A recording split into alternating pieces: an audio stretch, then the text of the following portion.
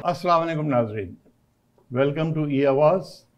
आज बहुत ही दुख भरी कहानी जो हुई है मुल्क में हमारे, we all are very sad. और अरशद शरीफ जैसा रिपोर्टर, जर्नलिस्ट, जिसकी वो इतना काबिल आदमी था इन इज़ रिसर्च। मैं बैंकिंग में रहा हूँ, मैंने एंटी मनी लॉन्ड्रिंग भी की है, लेकिन अरशद शरीफ जिस तरह वो रिसर्च करता था और फैक्ट्स ले आता था सामने which were so good कि it was something which was remarkable, and he was making a documentary जो कीनिया में गया था behind closed doors, और I think that was the last straw which broke the camel's back। यानी घबराहट हो गई हमारे हुक्मरान में कि ये शख्स अब क्या ला रहा है।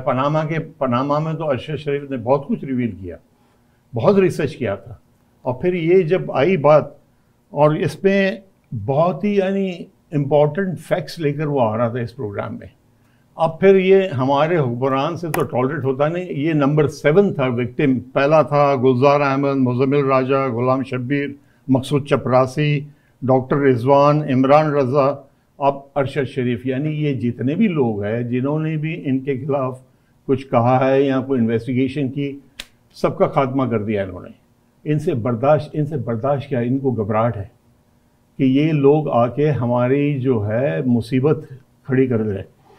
अब यहाँ पर उसको मारना कीनिया में। अब आज मैं वो देख रहा था एक कीनियन टेलीविजन रिपोर्ट, वो रिपोर्टर कीनियन जो एंकर था कहता है कि it didn't make sense to shoot at the car when it was supposed to be carrying a child, कि बच्चा किडनैप हुआ है, वो बच्चा गाड़ी में, तो गाड़ी पे क्यों? और वो भी सारी गोलियां अरशद शरीफ के साइड पे। उसका भाई था, उसको कुछ नहीं हुआ, ड्राइवर को कुछ नहीं हुआ, अरशद शरीफ को 2 गोलियां लगी है। तो कहता है वो टायर नॉर्मल होता है कि टायर को शूट करते अगर गाड़ी नहीं रुकी तो this does not seem right. ये डेफिनेटली एक वो कह रहे हैं सुपारी, हमारे जो स्लैंग में है कि सुपारी इशू की गई थी इसके नाम पर कि इसको एलिमिनेट कर दो, ये जिंदा वापस पाकिस्तान ना आए। ये एक तो वो मसला है। और कीनियन पुलिस का तो रेपुटेशन है एज असैसिन्स फॉर हायर। अल जजीरा ने एक बहुत अच्छी डॉक्यूमेंट्री बनाई है, अगर आप कभी देख सको देख लेना इसके ऊपर, कीनियन पुलिस पे, कि इनकी तो रेपुटेशन है ही as killers, they are known as killers. और उनके लिए तो अगर $500 भी दे तो ये अपनी माँ को मार डाले, ऐसे लोग हैं ये, because $500 is big money for that.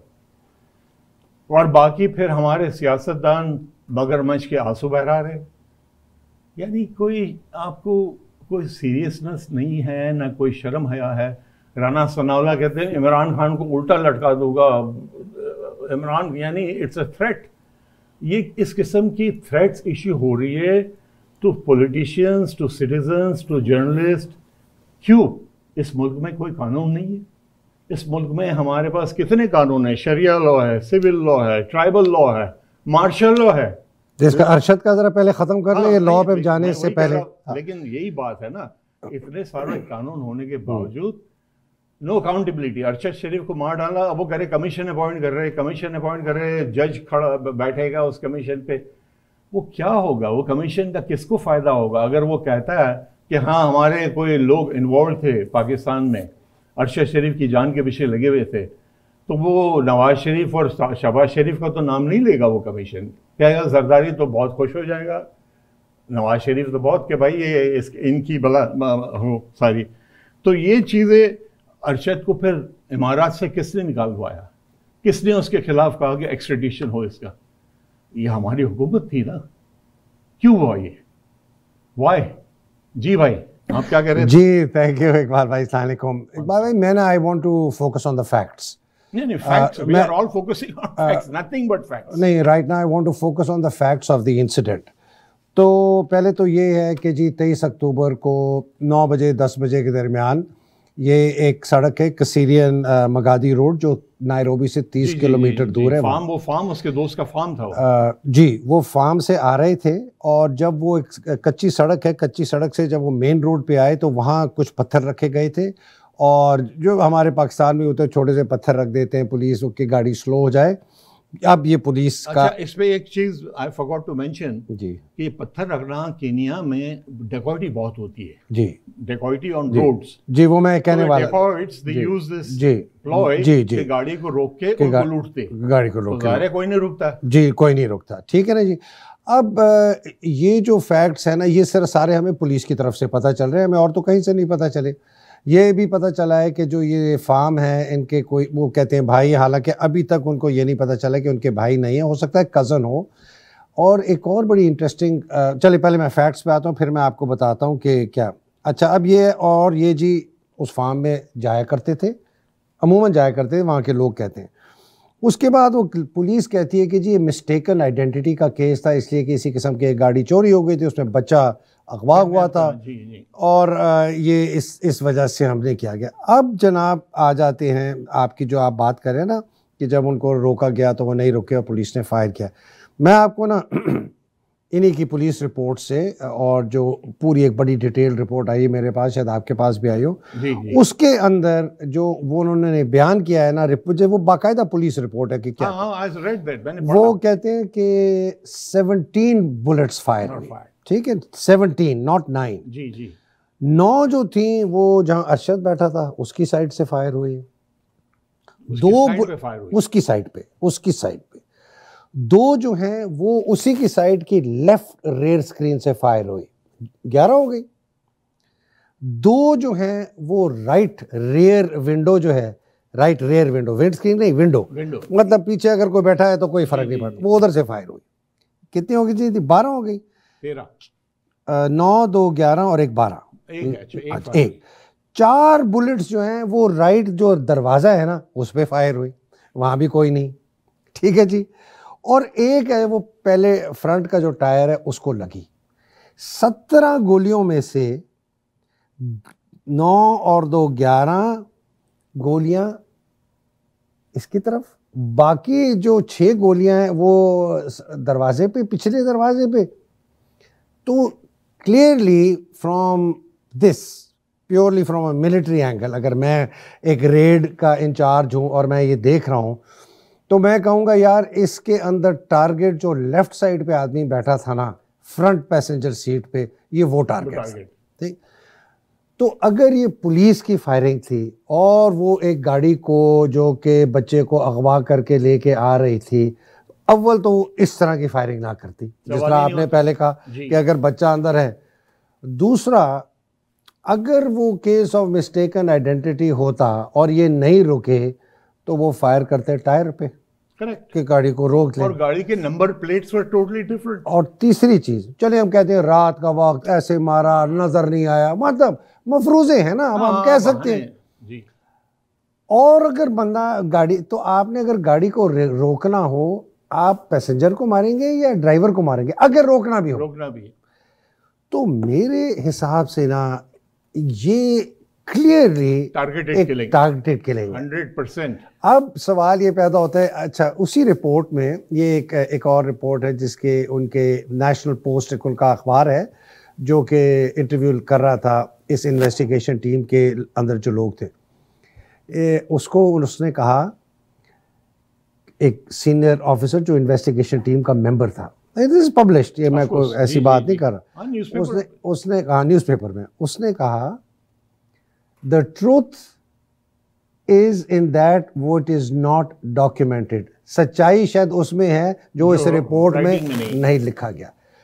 तो फॉर मी प्राइमा फेसी, देखिए जी, हम ना कोई इन्वेस्टिगेटर्स हैं, हम कोई फॉरेंसिक नहीं है, ये तो आगे बात चलेगी। लेकिन जिस तरह आपने कहा केनियन पुलिस की history, they are the death squads of Kenyan police कहते हैं, नोटोरियस। अल जजीरा की डॉक्यूमेंट्री जिसने आपने बात की, मैंने भी देखी, अल जजीरा ने एक पूरा इसके ऊपर एक एक्सपोजे लिखा भी है उनके, वो भी मैंने पढ़ा।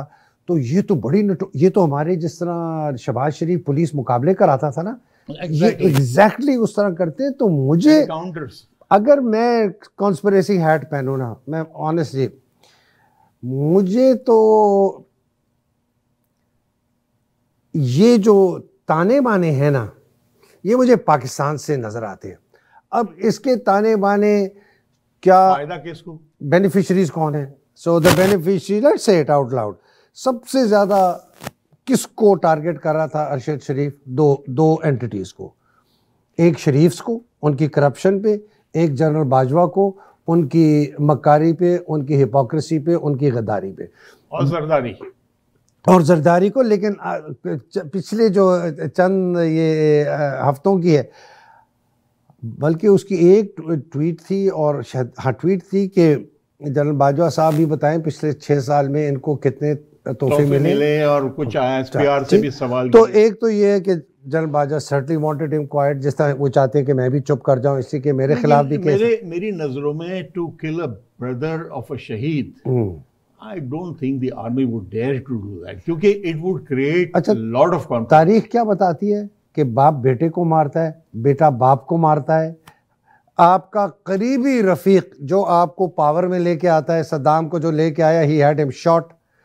जमाल जो कर्नल आरिफ जो उसको लेके आया, he had him shot। Sir जब अपनी history is replete is full of all this things, I agree, लेकिन I believe in our army के, हमारे जो पाकिस्तान आर्मी में there are some rules and there are some standards, और they would not dare to kill a brother of a शहीद। Sir मैंने ना give his life for the country, उसको नहीं मार सकते। मैंने ना इस आर्मी में कभी भी पहले नहीं देखा कि एक आर्मी के मेजर को, मेरा कोर्समेट है साजिद, उसको घर से उठाया 25 मई को, पहले तो उसके घर के ऊपर फलांदे, और उसको क्या पता उसने फायर किया, एक कांस्टेबल मारा गया। उसको उठाया, उसके बेटे को उठाया, उसको टॉर्चर किया गया, मारा पीटा गया।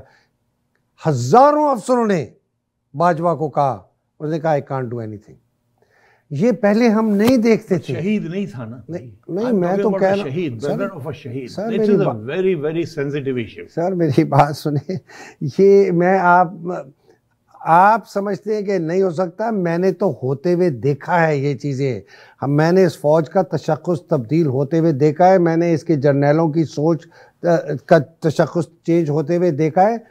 आपको अंदाज़ा नहीं है। एक तो चले वो बेनिफिशरी थे, इसको अभी छोड़ देते हैं, बात बड़ी लंबी से। दूसरे बेनिफिशरी शरीफ्स हैं। अब शरीफ का मैं एक बैकग्राउंड आपको बताऊं। आपको पता है 1997 में कीनिया में एक साहब को सफ़ीर मुकर्रर किया गया, जिनको आप भी बहुत अच्छी तरह जानते होंगे, इसलिए वो दुबई में रहते हैं, और वो जनरल मुशर्रफ के ज़माने में जनरल मुशर्रफ के बहुत करीब थे, हमीद किदवाई साहब। अच्छा। ये नवाज शरीफ के इनर सर्कल के एडवाइजरी ग्रुप में थे 1995 में। ये बाद में टूटे उनसे। ये इतने करीब थे कि जब ये लंदन में रहते थे, इनका एक फ़्लैट था, इन लोगों के फ़्लैटों के बहुत करीब एवन फील्ड के, ये शहबाज शरीफ की लॉन्ड्री किया करवाते थे अपने फ्लैट में और लेके जाए, इतने करीब थे। बल्कि इन्होंने मशवरा दिया था बशमूल कुछ और कि जनरल मुशर्रफ को आप बना दें आर्मी चीफ, ये मुहाजिर है, उसकी कोई सपोर्ट नहीं है फ़ौज में, और ये आपके साथ कुछ नहीं करेगा, फिर बाकी जो किया वो तो हिस्ट्री है। जब 1997 में इनकी हुकूमत वापस आई ना, तो इंटरेस्टिंगली अच्छा एक और छोटी सी बात जोड़ता हूँ। ये 1995 की बात है। ये सईद मेहदी साहब जो बाद में प्रिंसिपल सेक्रेटरी बने और पहले भी बड़े करीब थे, वो भी लंदन आए हुए थे। तो एक साहब उनको मिले, उन्होंने कहा कि भाई वो शहबाज शरीफ भी आया हुआ है, नवाज़ भी इधर है, फलाना भी है, तो चलो मिलते हैं। कि नहीं नहीं नहीं नहीं मैंने नहीं मिलना, अगर किसी को पता चल गया पाकिस्तान में कि मैं मिल रहा हूँ उनसे, बड़ी मेरे लिए प्रॉब्लम हो जाएगी, और उनको मत बताना मैं लंदन आया हूँ। और वो चुप करके खिसक गए, सईद मेहदी साहब बगैर मिले हुए। 97 में जब ये वापस आए नवाज शरीफ, तो सबसे पहली पोस्ट उनको मिल गई प्रिंसिपल सेक्रेटरी की।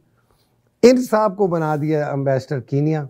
तो किसी ने इनसे पूछा कि भाई कमाल है, तुम इतने करीब हैं, वो आदमी जो उनको मिलना नहीं चाहता था जब ये यहाँ थे, और तुम्हें ये अफ्रीका के एक मुल्क में। उन्होंने कहा नहीं नहीं, इसके पीछे एक बहुत बड़ी बात है, इनके बहुत कारोबार हैं, वहाँ फैक्ट्रियाँ हैं, कहते हैं शुगर मिल्स हैं, स्टेट्स हैं, ये है वो है।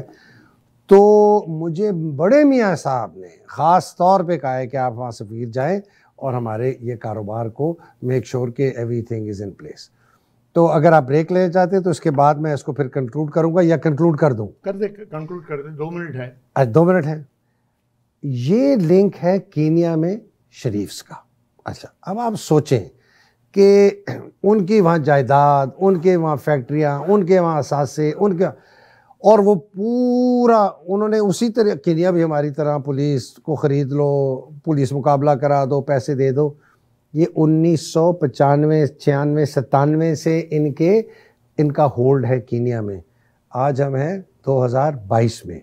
आप सोचें उस वक्त की इनकी दौलत और इस वक्त की इनकी दौलत। हाँ, दौलत। अब आप समझते अब इसको लिंक करें। करेक्ट, एग्री, ठीक है ना। लेकिन what I am saying is कि पैसा चाहे शरीफ का हो या जरदारी का हो, अगर वो खरीदना चाहे, any death squad in the world, forget Kenya, भाई ये तो आप सिसिलियन माफिया को भी हायर कर सकते, इतना पैसा है। तो इनके लिए कोई मुश्किल काम नहीं है। अच्छा, तो ये लिंकेज बड़ा इंटरेस्टिंग होता है। जिसने फायर किया पुलिस वाले ने, उसके पीछे कोई बंदा होगा जिसके साथ ये प्लानिंग की गई होगी, उसके पीछे एक और बंदा होगा जिसके साथ ये प्लानिंग की गई। अब ये केनियन पुलिस के अंदर ही मैं बात कर, उसके पीछे between the guy who fired and the person who wanted Arshad killed, कम से कम 8-12 लेयर्स हैं। हाँ, ये तो एंटी मनी लॉन्ड्रिंग में जैसे लेयरिंग, ये इसी तरह की लेयरिंग है।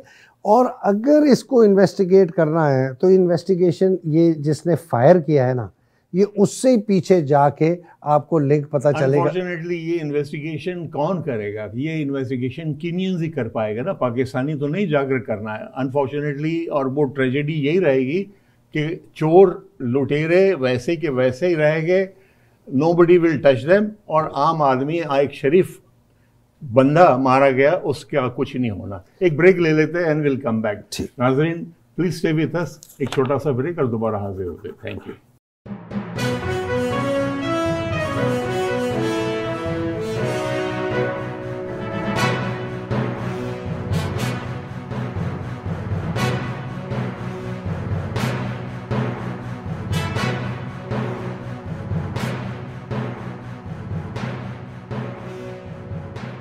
थैंक यू नाजरीन, वेलकम बैक। और हम वही डिस्कस कर रहे थे कि जो भी जितने लोग थे शामिल इसमें, तो बहुत सारे हो गए दरमियान में कि वो आखिर में ट्रेस ना हो पाया कि किसने करवाया ये। और हम सब जानते हैं कि पैसा जो है, पैसा किसी को भी खरीद सकता है। पैसा तो आप चाहे दुनिया के टॉप हिटमैन को हायर कर ले, और वो किसके पास है पैसा पाकिस्तान में? कौन है जिसने जमा किया है, लुटा है, जितने बिलियंस जमा किए, हम सब जानते हैं। और ये मुमकिन है। अब वो कमीशन बिठाएंगे, कमीशन क्या कर लेगी? वो रिलाई करेंगे ऑन केनियन पुलिस, उनके रिपोर्ट पे। उनकी रिपोर्ट हमें पता है क्या होने, कुछ नहीं निकलना, कोई इंसाफ नहीं होना। चाहे हम कोई आप कानून ले ले, शरिया कानून, सिविल लॉ ले ले, ट्राइबल लॉ ले ले, कोई इंसाफ नहीं होना। जो होता रहा है ना इंसाफी वो होनी है, और कुछ नहीं होना। और वक्त के साथ ये सारी चीजें, हाँ भाई, वक्त टाइम नहीं, आपकी बिल्कुल बात सही है। मैं वैसे जब से ये ट्रेजेडी हुई है, मैं ये सोच रहा था कि जिस तरीके से केनियन जर्नलिस्ट्स ने बहुत बढ़ चढ़ के ये सवाल पूछने शुरू किए हैं, मुझे उम्मीद ये है कि केनिया के जो जर्नलिस्ट हैं ना, और अगर पाकिस्तान में भी इस तरह के इन्वेस्टिगेटिव जर्नलिस्ट हैं जो कि ये काम बहुत करते हैं You want them to die again? मतलब एक उमर चीमा है जो अपने आप को बहुत फ़ख्र से कहते हैं। मैं नहीं उनकी बात कर रहा हूँ, उन्होंने ये पनामा का जो हुआ इन्होंने किया, बहुत चहीते हैं एस्टेब्लिशमेंट के और नवाज शरीफ के। मैं उनसे रिक्वेस्ट करता हूँ अपने आप को बहुत बुलंद तरंग किस्म के, तो वो कहते हैं ना, hunting with the hounds and running with the hares वाला। So I would not. अच्छा चलें, उनको छोड़ दें। Credibility to Umar. Anyway, but I have a hope. I believe me, I have always been an optimist. मुझे लोग कहते हैं, किसी ने मुझे अभी 2 दिन पहले कहा कि हैदर वो कोई अपना अंडरग्राउंड चला जा, अभी तेरा ये 1 दिन पहले जब ये हुआ कि अंडरग्राउंड चला जाते, तू भी टारगेट है वो। तो मैंने हंस के कहा, मैंने कहा यार अंडरग्राउंड में गया तो मैं कितने दिन के लिए जाऊं? पूरी ज़िंदगी अंडरग्राउंड जाऊं? हाँ, अगर और 6 फुट नीचे जाने के लिए तो मुकर्रर ऊपर वाले, और 6 फुट नीचे अंडरग्राउंड जाने के लिए तो उसने मुकर्रर किया है। तो वो उससे क्या फर्क? तो मैं कोई ऐसे को ये अपना कोई फॉल्स ब्रवाडो से नहीं कह रहा, लेकिन ये है कि you can't live in fear. No, you और cannot. You can not live in fear. अगर हमने फियर में रहना है, लेकिन हम कह सकते ये है, पाकिस्तान में लोग नहीं कह सकते। पाकिस्तान जी। में जो हालात है हमारे लॉ एंड ऑर्डर की, जी जी तो ये क्या कानून है कि आजम स्वाति जैसे बंदे को जी। उठा के रात को उसका दरवाजा तोड़ के उसके घर में घुस के उसके बच्चों के ग्रैंड चिल्ड्रन के सामने उसकी पिटाई करके उसको ले जाके उसे नंगा करके टॉर्चर करना कहाँ है? ये हमारे मुल्क में होता है। तो ये आजम स्वाति 75 साल का सेनेटर, इतना सीनियर आदमी, उसके साथ ये होता है।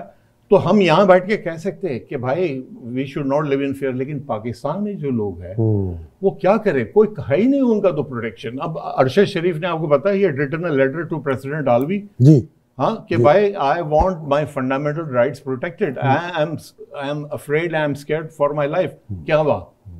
आई एम श्योर प्रेसिडेंट आलवी ने आगे फॉरवर्ड किया होगा, किसी ने उसको प्रोटेक्शन दी नहीं, बल्कि उसको भागना पड़ा अपने मुल्क छोड़ के, और भाग के भी उस बेचारे को चैन से नहीं रहने दिया, ना दुबई में रहने दिया, ना कीनिया में मार डाला। तो ये हमारे कानून, हमारे कोर्ट्स क्या कर रहे हैं, हमारी जुडिशरी क्या कर रही है? इसमें सबसे बड़ा अभी वो आजम स्वाति कहता ना, I am going to go to supreme court and question why, क्यों एक्शन नहीं लिया जा रहा है, क्यों कानून की बालादस्ती क्यों नहीं है इस मुल्क में, why there is no rule of law, तो why are we in a jungle environment? Great question by the way Iqbal. और ये जिसको कहते हैं ना द $64 मिलियन क्वेश्चन, आंसर बड़ा सिंपल है। आंसर ये है कि चूंकि एक इंस्टीट्यूशन ने और उसकी लीडरशिप ने इस मुल्क के ऊपर कब्जा कर लिया, ठीक है, और ये कब्जा 1958 में हुआ जब मार्शल लॉ लगा, और उसका कब्जा अभी तक है, चाहे बिलवास्ता या वास्ता, डायरेक्टली और इनडायरेक्ट शुरू हो गया उस वक्त से, अयूब खान ने अब जब से वो रॉड शुरू हुआ, आपके निज़ाम और इंतज़ामिया सब ख़त्म होगी। अच्छा, मैं जब इस किस्म का ये टॉर्चर जब देखा, गिल के साथ हुआ, आज़म स्वाति के साथ हुआ, रिपोर्टर जमील फारूक के साथ, इमरान रियाज खान को जिस भोंडे तरीके से इन्होंने उठा के उसके साथ किया, ये सब चीज़ें जो मैं देखी तो मैंने कहा कि यार ये पहले होता था पाकिस्तान में, सुनते तो थे पुलिस टॉर्चर करती है वो, तो एक पुलिस वाला कहता है जी बिल्कुल होता था, लेकिन सिर्फ ये है कि वो छोटे लोगों के साथ होता था, बड़े लोगों के साथ भुट्टो साहब के ज़माने के बाद नहीं हुआ। फिर मुझे याद आया कि मुशर्रफ के ज़माने में ख्वाजा साद रफ़ीक को और राना सनाउल्लाह के साथ भी बड़ा मुझे उड़ा दी, काट दी, पता नहीं और क्या हुआ, ये तो बाहर आके बोलते नहीं है ना, स्वाति तो बोल गया जी, शहबाज गिल तो बोल गया, शायद इनके साथ भी वही हुआ हो, शायद मुझे नहीं पता, और बहुत गलत हुआ, अगर हुआ बहुत गलत हुआ, ये किसी के साथ बिल्कुल। लेकिन वो कहते हैं जी ये बड़े लोगों के साथ नहीं हुआ, ये पहली दफ़ा, और पहली दफ़ा लोग इतना उनका खौफ ख़त्म हो गया है कि वो आके बोल रहे हैं। तो लेकिन किस उम्मीद में? तो सुने, तो मैंने कहा कि और ये पुलिस ने किया है? कहता नहीं सर, कहता सर ये जो आप देख रहे हैं ना, ये पुलिस ने किया, ये आपके लोगों ने किया है। तो मैं बहुत हुआ, मैंने कहा यार ये तो खैर, फिर मैंने लोगों से दाएं बाएं इधर उधर पूछा, तो उन्होंने कहा कि जी ये बड़ा नॉर्म हो गया, और ये इब्तदा हुई थी मुशर्रफ के ज़माने जब टेररिस्ट को पकड़ते थे हम, फिर क्यानी के ज़माने में फिर बहुत ज़्यादा ये हुआ, राहील के ज़माने में भी हुआ। तो फ़ौज के अंदर एक ये इस किस्म का एक ग्रोथ तैयार हो गया है जो कि इस किस्म के टॉर्चर करता है। बट वो टेररिस्ट के लिए करते वो कर, अच्छा, अब वो टेररिस्ट की डेफिनेशन भी पूछ लें कि टेररिस्ट वाकई कोई टेररिस्ट था, जो था बिल्कुल सही, जो नहीं था उसको भी किया। बलूचिस्तान में बहुत अच्छा, बलूचिस्तान में बड़ी गलत किस्म के लोग पकड़े गए। मैं as a change management expert कहता हूँ, जब एक वायरस एक ऑर्गेनाइजेशन में, जैसे ये वायरस है, ये थोड़ा सा फैलता है ना, तो फिर वो स्प्रेड ज्यादा हो जाता है। 10 को आपने म्यूटेट होता है, 10 को आपने इजाजत दी करने की, फिर 50, फिर 100, फिर 1000, then the entire force is infected with the virus. But my $64 million question, where is our judiciary? Where is our judiciary? क्यों ये चीज़ जो है, the judicial, हमारे जो क्या जजेस को इसलिए अपॉइंट किया कि दिन में 4 घंटे 5 घंटे काम करे, 3 महीने की छुट्टी पे जाए, बड़े बड़े ऐश आराम की ज़िंदगी, बड़े बड़े मकान का फ़ायदा उठाए, गाड़ियाँ, नौकर चाकर। हम लोग की जुडिशरी सिर्फ इस, अब इंडिया में एक हुआ, किसी ने वो चीफ जस्टिस ने सुना, मोदी को लिखा कि वी नीड मोर जजेस।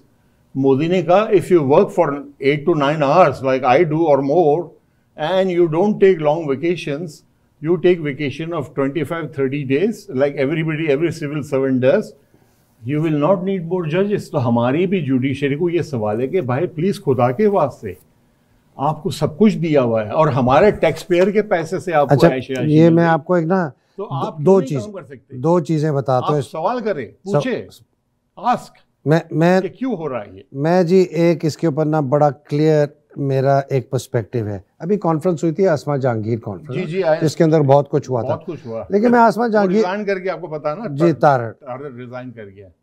मैं आसमा जहांगीर साहिबा मरहूम है, मैं उनकी बुराई नहीं कर रहा, लेकिन आसमा जहांगीर बहुत बड़ी मैं मिल चुका हूँ ह्यूमन राइट, मैं भी मिल चुका हूँ, बहुत बड़ी ह्यूमन राइट्स की एडवोकेट, फंडामेंटल राइट्स की एडवोकेट, एंटी आर्मी, फलाना, फौज को डफर कहना, जर्नैलों को डफर कहना। एक चूंटी बराबर काम नहीं किया उसने अदलिया को रिफॉर्म करने का। Because she was part of the same she mafia. was part of the mafia, she was heading the mafia। Correct। उसका जो ग्रुप है आसमा जहांगीर ग्रुप, कभी वो जीतता है बाहर, कभी हामिद खान का ग्रुप जीतता है बाहर। वो पावर का चक्कर था, पावर का चक्कर, वैसे आके मुंह में पान लेके और लोगों को बड़ी बड़ी बातें और हम ये करते। भाई हमारी ये जो कॉन्फ्रेंस हुई थी आसमा जहांगीर कॉन्फ्रेंस में, हमारे जस्टिसेस भी थे वहां पर, फैज ईसा भी थे, बड़ी स्पीच दी उन्होंने, बड़ी बातें करते। हमारे ये सारे जो जजेस हैं, सीनियर जजेस सुप्रीम कोर्ट के, सेमिनार अटेंड करते, fundamental rights, civil law of implementation of law, सिर्फ सेमिनार्स में होती है बातें, कोर्ट रूम में नहीं होती। अच्छा, आसमा जहांगीर को मैं खत्म कर दूं जी। आसमा जहांगीर से फैज ईसा याद आया। हुसैन, हाँ नहीं वो मैं उस पे आऊंगा, काजी फैज ईसा पे। आसमा जहांगीर हुसैन हक्कानी को डिफेंड कर रही थी, ठीक है ना, केस में, फाइन, हर एक को लॉयर की जरूरत है।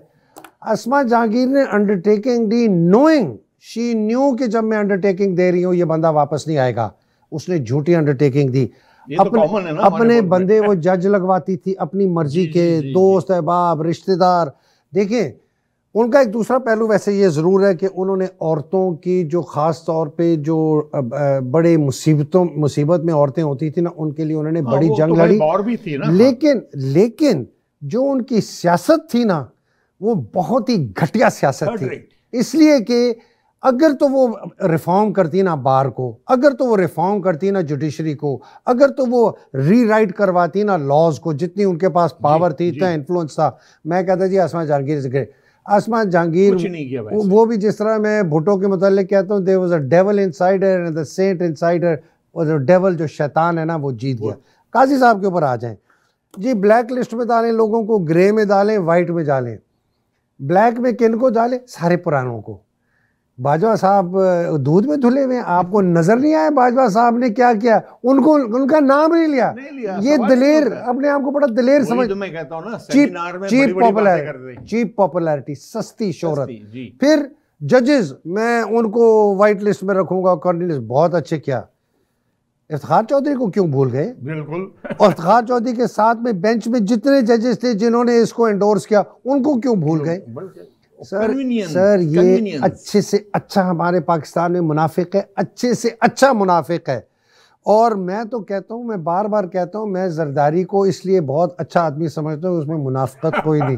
वो खोल के कहता है मैं बदमाश हूँ, मैं चोर हूँ, मैं उचक्का हूँ, जो मर्जी कर लो। ब्लैक मार्केट में टिकट बेचता मैं जो बिलियंस बना लिए, जैसे वो गटर के ढक्कन बेच के बिलियंस बनाया, मैं ब्लैक में टिकट बेच के बिलियंस बना लिए। लेकिन रोना ये है, अनफॉर्चुनेटली बदनसीबी हमारे मुल्क में, कौन है बदनसीब? किसके घर टूटते हैं अर्थक्वेक में, किसके घर बह जाते हैं सैलाब में? गरीबों के ना, इन जनरल्स के, इन जजेस के, इन सियासतदानों के, ये ब्यूरोक्रेट्स के।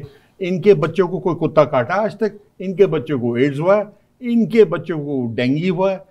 कौन है बेचारा, कौन पिस जाता है? किसका घर जो है तबाह हो जाता है, फ्लड में तबाह होता है, जब सैलाब आता है, अर्थक्वेक आता है, किसका घर तबाह होता है? गरीब का ही ना। वही गरीब जाता है, इनके घर में नौकरी करता है, इनके बगीचे संभालता है, इनके किचन संभालता है, इनके घर की सफाई करते हैं इनके माँ बाप।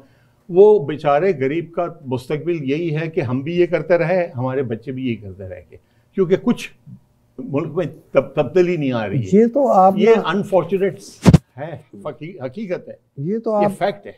ये तो आप फिर निज़ाम में अंदर एक एनार्की और रेवोल्यूशन की बात कर रहे हैं, बिकॉज ऑनेस्टली अगर इतना ज़्यादा जो मुल्क के इदारे हैं, ख़ास तौर पे जिनके पास ताकत है और पावर ऑफ द गन है भाई, और तो कुछ भी नहीं, वरना अगर पावर ऑफ द गन ना होती तो चीफ सेक्रेटरी पंजाब भी मार्शल लॉ लगा सकता था, ठीक है ना, या आईजी पुलिस पंजाब भी लगा सकता था मार्शल लॉ, लेकिन वो नहीं लगा सकती, इसलिए उनके पास इतनी ताकत नहीं है। वो किसी ने मजाक किया ना कि भाई मुल्क में हमारी आर्मी जो है सियासत में नहीं इंटरफियर करती ना, दाखिल होती, तो किसी ने कहा हाँ मार्शल लॉ तो वो पुलिस कमिश्नर लगा चार मार्शल लॉ वो तो नेवी भी नहीं लगा सकती, एयरफोर्स भी नहीं लगा सकती, रेंजर।